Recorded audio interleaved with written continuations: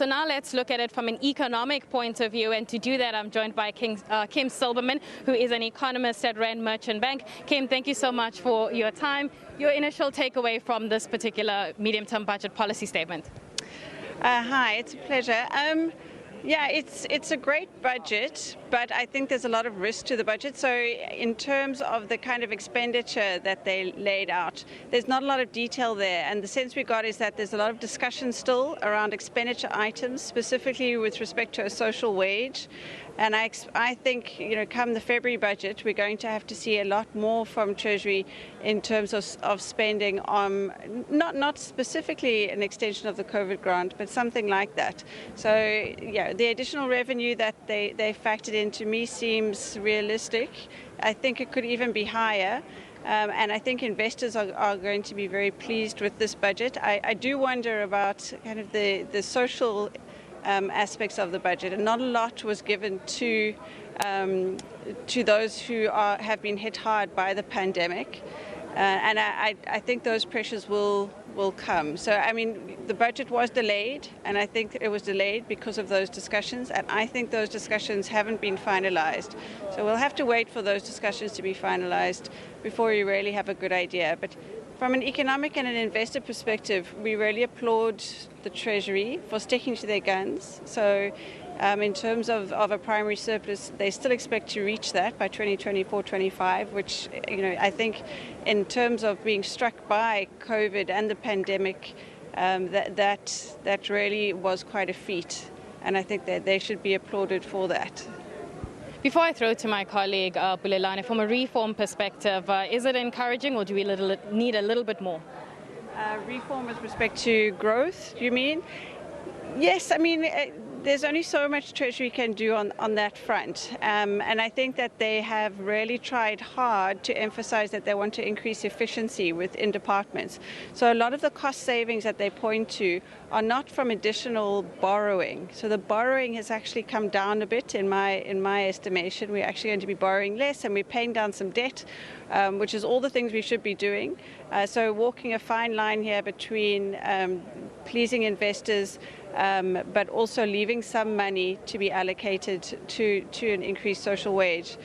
But in terms of increased efficiency, I think a lot of the cost cutting is expected to come from increased efficiency within government departments, and that's definitely the right direction. It remains to be seen if we can implement it, but I think Treasury did a good job in terms of giving us the path and showing us where we should be going. Kim, let's pause on that conversation for now. Now I'm going to throw over to my colleague, Bulelani Philip. Thanks once again, Anastasia. Of course, the NFP was complaining earlier on that they're worried about the debt service costs. We're now joined by Mr. Sheikh Imam from the NFP. The finance minister did touch on their concerns around this issue of debt service costs. Do you think it's steering the country and the economy in the right direction? Okay, thank you. Allow me first of all to extend our condolences on the passing of former President F.W. de Klerk. Yes, the finance minister has spoken about the issue of, debt service costs, and particularly where he talks about the debt now touching almost 4 trillion rand. However, he has not convinced us that there's any mechanisms he's intending to put in place to reduce such debt service costs, and we can only see it increasing. Now, the other problem that we have there is that remember that for the last couple of years it has been on a steep rise, and very few measures were put in place, particularly when it came to the issue of if you look at your wage bill that we are currently sitting on, it's extremely high.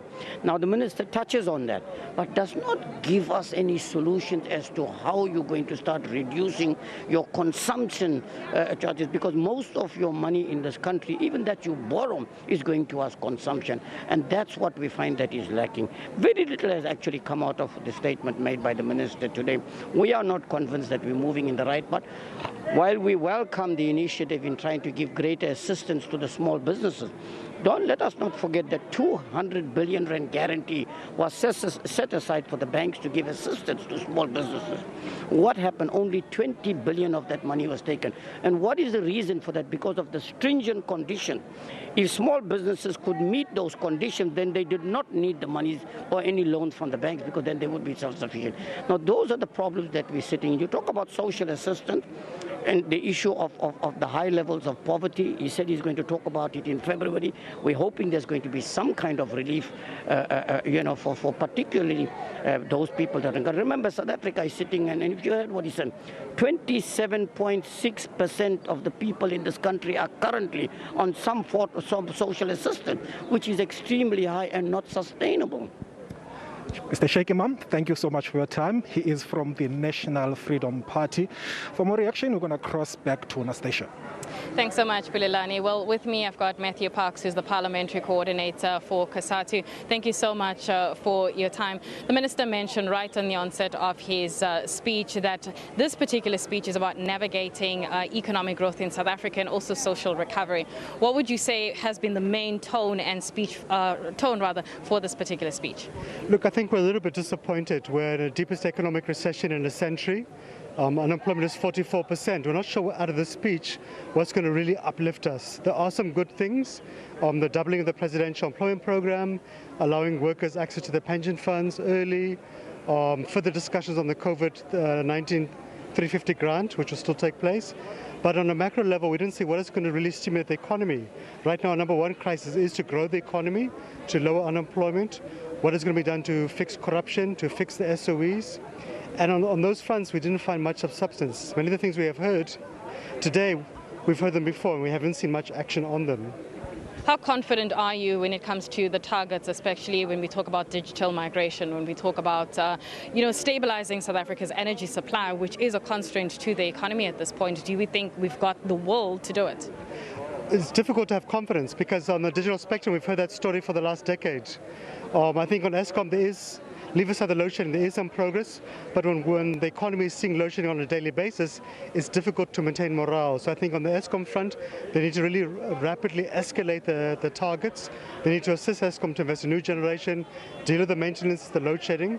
But equally on Transnet, on PRASA, we're not seeing much action. And I think for us, those are the things which really need to be dealt with urgently.